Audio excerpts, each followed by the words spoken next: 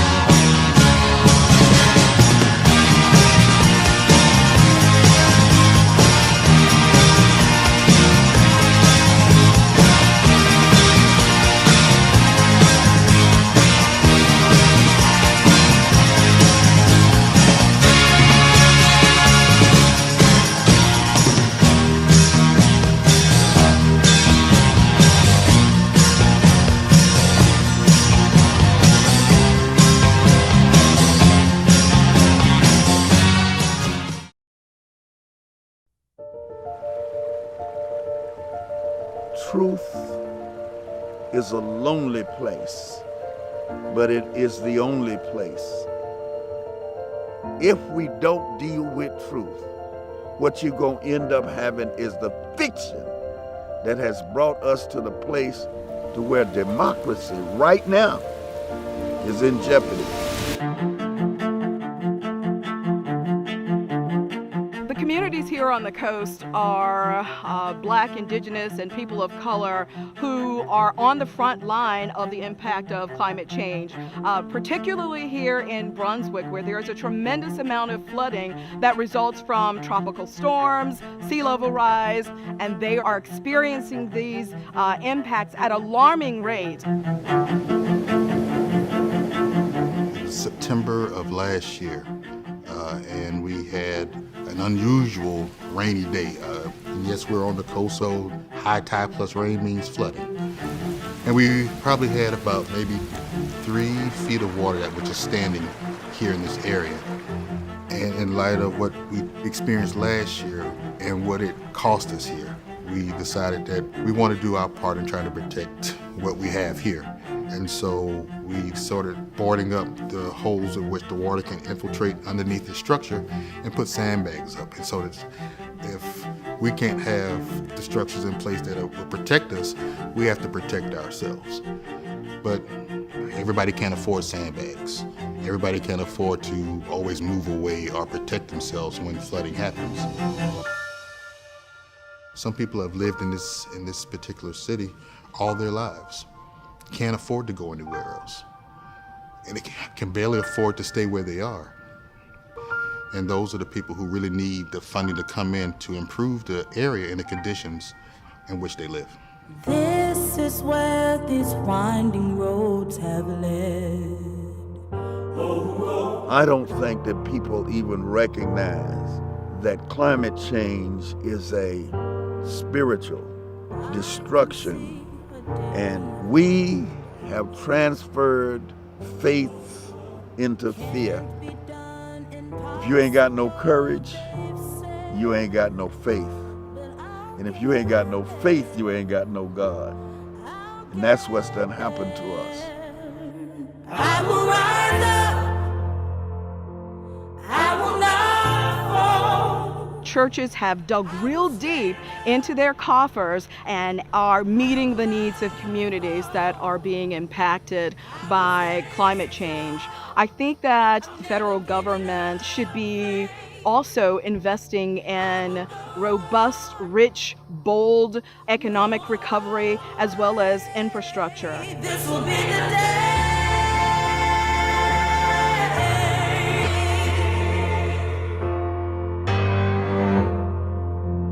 people don't want to do the new restorative jobs because it costs training. But I think we have to sort of take a step back and pause for a minute to say, but what is it costing us in the future? But if we are to walk in the path that Jesus has set before us, perhaps we should let the idea of scarcity, we shouldn't let it stop us so easily. As I referenced in my sermon today, that God can do amazing things with just a little bit, but we have to do our part as well. Thinking that we don't have the time or the money or the energy might be self-limiting when we actually have access to much more than we can ever imagine. I will stay strong, never giving up faith. I will go all the way. This will be the day.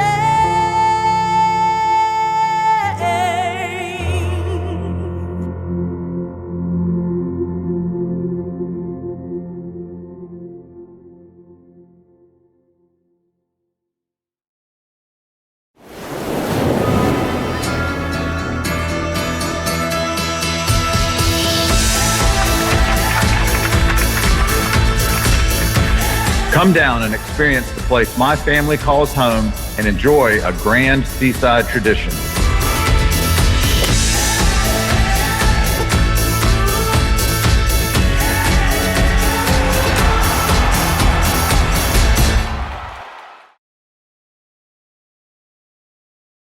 Welcome to Cilantro's.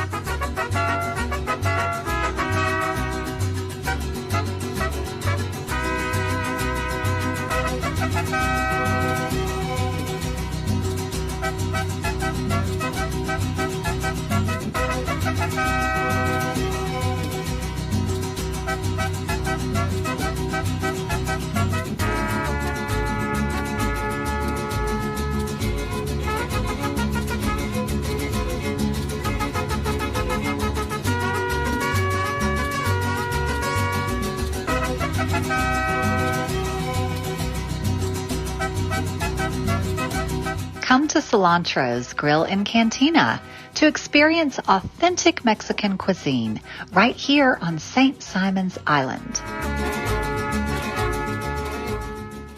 FSCJ is here for my future. My inspiration. My next chapter. My American dream. My passion and creativity. For my first step. Whether it is your first year in college or you are looking to start a new career, FSCJ is here for you.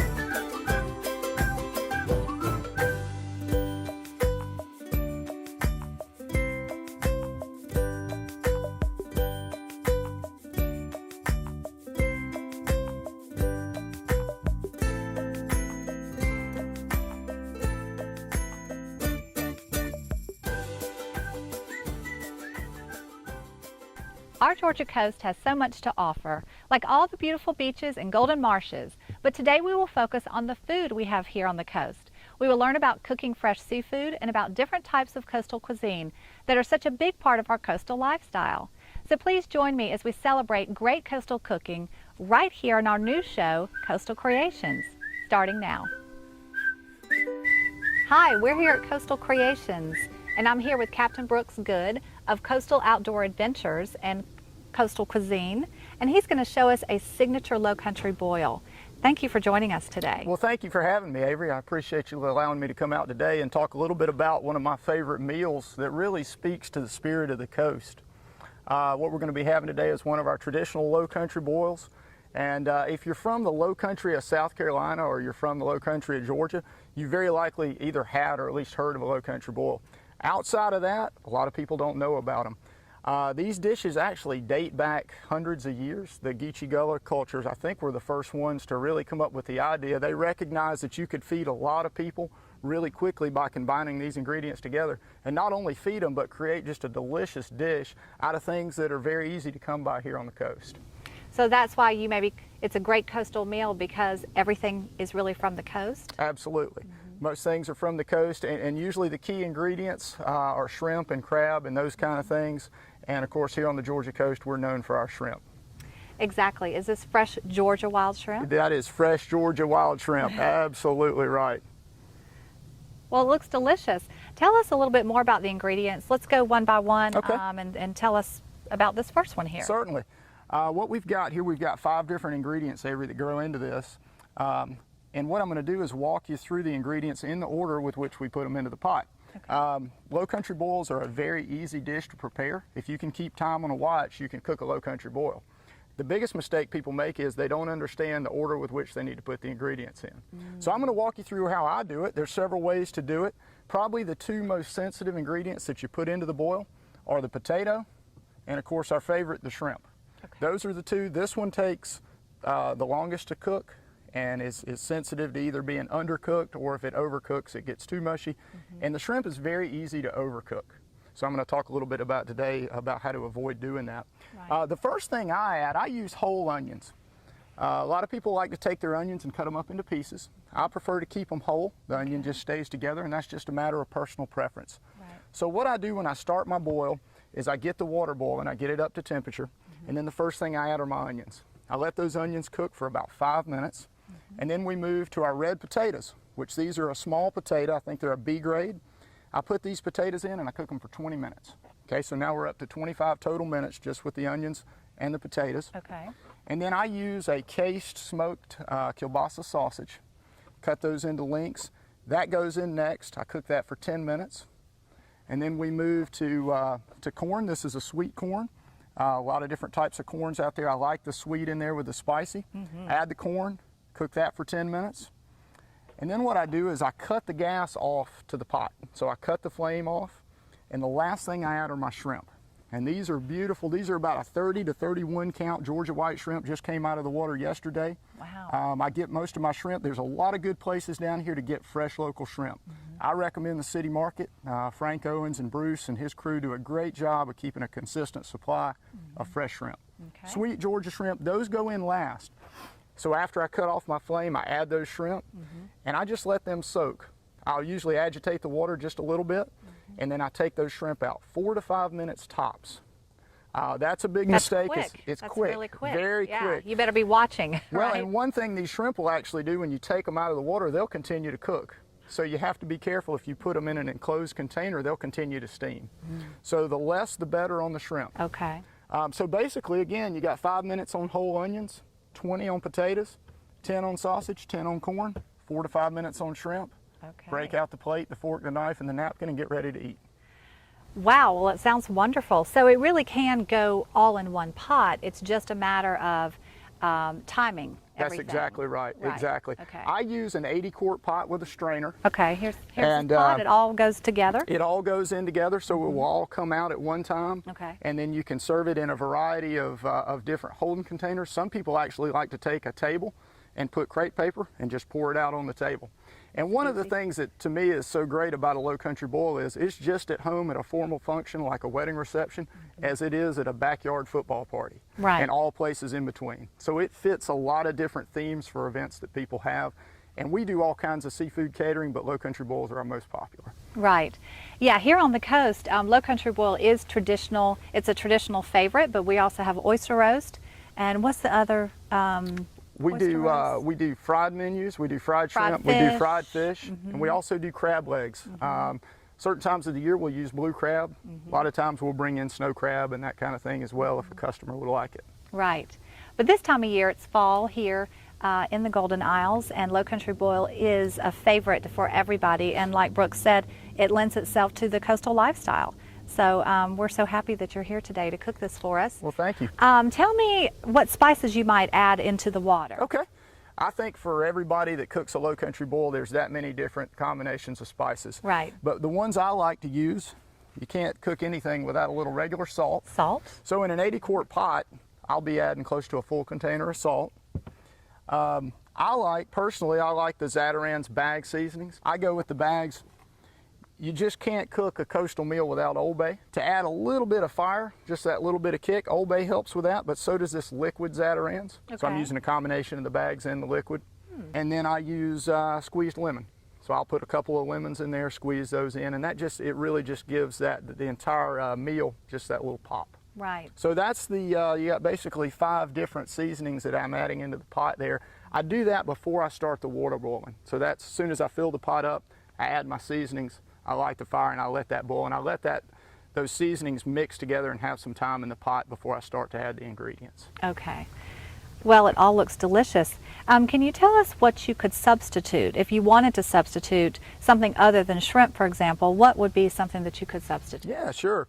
I get requests quite often for a lot of different things. What you see here is I would call this is kind of your middle of the road traditional boil with these 5 different ingredients.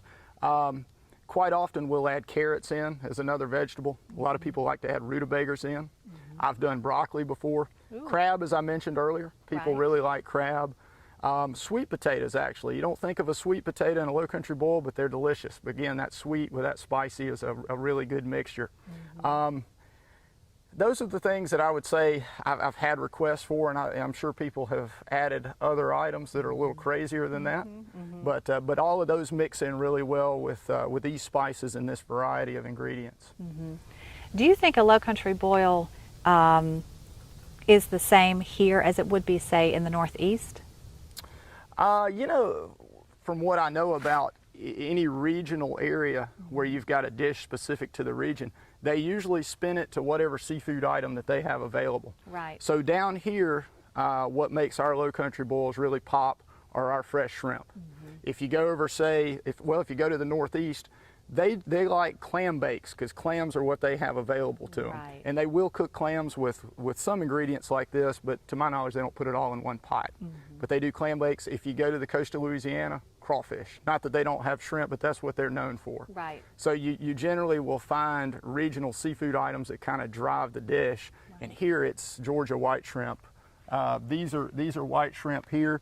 There's a period of time in the summer where I'll use brown shrimp from about the 1st of July till about the middle of August. We get a pretty good run of brown shrimp that are of a big enough size to use. The white shrimp are our most popular, and this is the seafood item that I think most people associate with the Georgia coast. Perfect. Okay, well, it looks delicious, and in a little while we're going to show Brooks as he adds one ingredient at a time, carefully timing each one so one is not overdone or underdone. So we appreciate you explaining all that to us. Absolutely. That was a great lesson for all of us here in the South. Well, thank you. In a moment, we're going to talk about some side items that might be good with a low country boil. So join us again in a moment.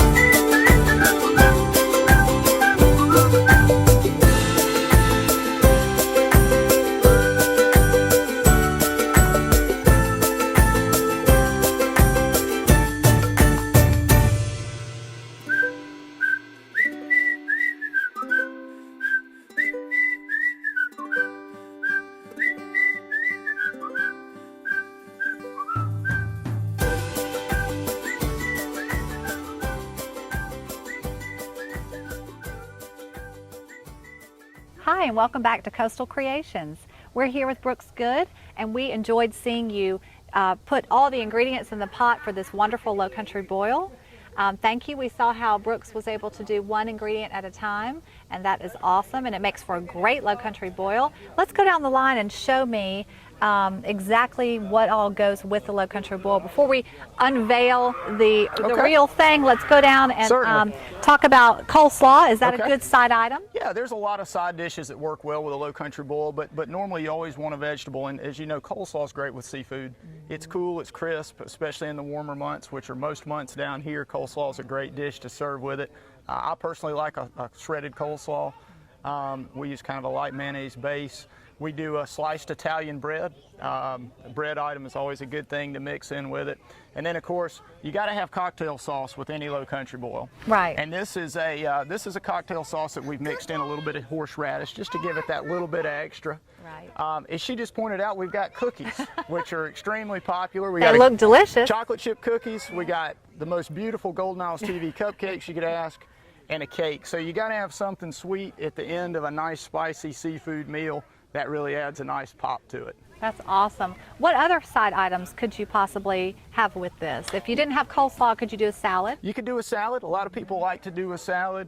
A big tall salad is a great idea. There's several ways you can do coleslaw to kind of mix it up. Some people like a vinegar-based coleslaw rather than a mayonnaise-based. A lot of people will put a crunchy, like a ramen noodle in it, something like that to go with it. The nice part about a low country boil, though, is it is basically a standalone meal because you've got all your ingredients in it. So you don't have to go very heavy on your side items. Right. But having a vegetable alongside is a nice touch. Good.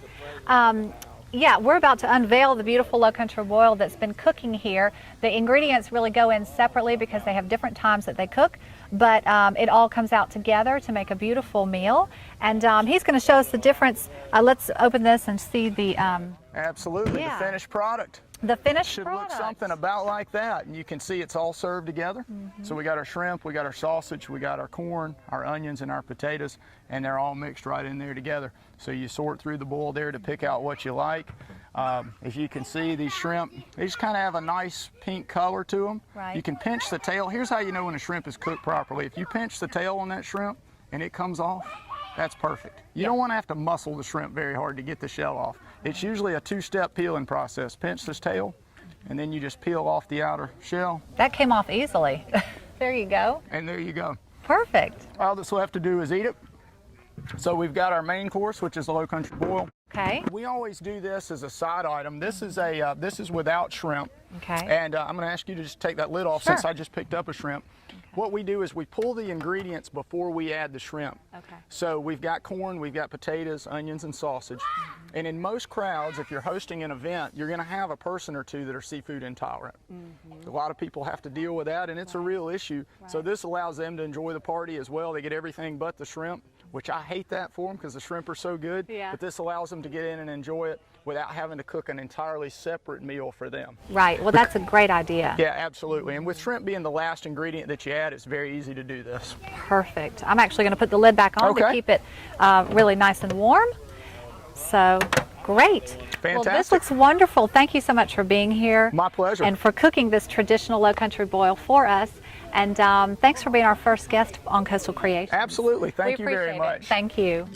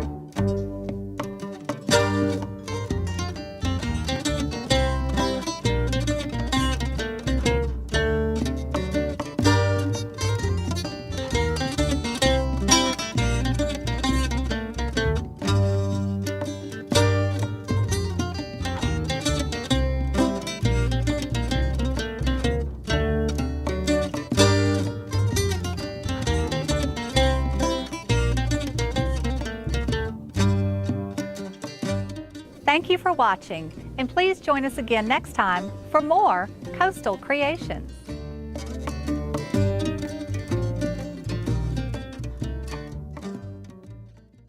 FSCJ is here for my first step. My passion and creativity. My next chapter. My start in education. For my dreams. Whether it is your first year in college or you are looking to start a new career, FSCJ is here for you.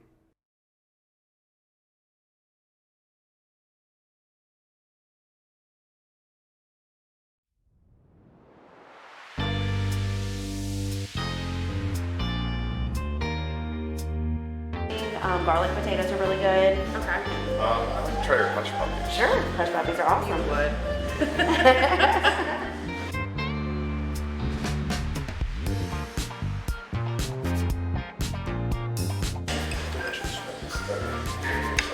Yeah, I'm just scotch egg without the meat.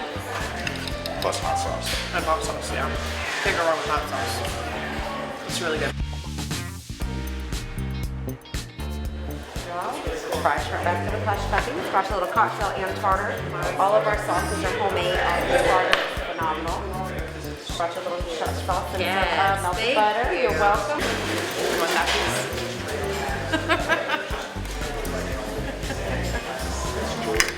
Yeah, a little tiny piece. I'll give you a bigger piece. I gave it Alright. Still good though. It is very good. So I've had crab legs before. It's kind of my go-to for seafood. These were really, really good. But this was the first time that either one of us had tried the buffalo egg, which we had to ask what it was because I had no idea what it was, but it turns out it was really great. Yeah, the sharp sauce was fantastic. Yeah. It's like a buttery, garlicky, hot, all of those mixed together. It's really good. And I like how there's a market next door too, so you can sample the food and then buy afterwards if you want to get the shrimp. And a local here recommended like any place around Brunswick, but recommended this place, so I'm excited that we came. We would be in luck to come back to Mr. Shucks. That's so silly.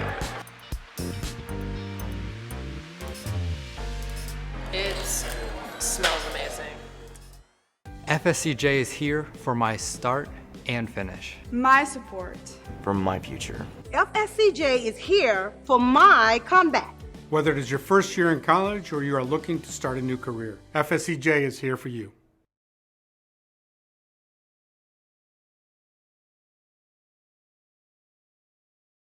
Okeechobee's hometown to some of Florida's forgotten roots, where cowboys are real, cows outnumber people, and Southern hospitality is still a part of every day. Come and experience one of the world's most renowned fishing spots, Lake Okeechobee, where it's not a question as to who is on the end of the line, but what. This quaint community offers hunting, biking, hiking, and don't forget, up-close visits with wildlife. Come outside and play in Okeechobee, Florida.